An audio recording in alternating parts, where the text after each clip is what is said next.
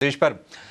सुनिए sir, budget अब चूंकि सामने है, बजट वीक चल रहा है और लोगों की एक्सपेक्टेशन तो हमेशा की तरह होती है। भले ही सरकार ने लास्ट ईयर टैक्स के फ्रंट पर बहुत कुछ दिया है, इस बार बजट से सर कितनी उम्मीदें हैं? बहुत चर्चा हो नहीं रही है।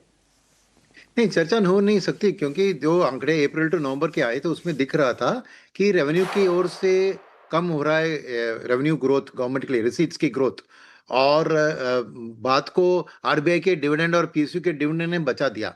नहीं तो क्या है कि एक, जितना उन्होंने उम्मीद किया कि नॉमिनल जीडीपी की बढ़ोतरी उतना नहीं हुआ। सेकंड, टैक्स की राहत के कारण टैक्स के कलेक्शन, चाहे वो जीएसटी हो, कॉर्पोरेट और पर्सनल इनकम टैक्स हो, उसमें भी उतना तेज, जितना डोमिनेट जीडीपी का बढ़त है उतना नहीं हुआ।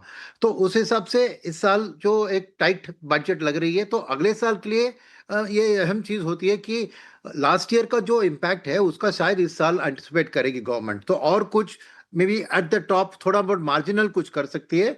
और सेकंड, नॉमिनल जीडीपी ग्रोथ के लिए इन्फ्लेशन का वापसी भी जरूरी है, जो आरबीआई रेट कट करके सपोर्ट कर रही है, मगर गवर्नमेंट की ओर से कंजम्पशन के लिए एक बूस्ट करने के लिए कुछ एक आध कदम उठा सकती है।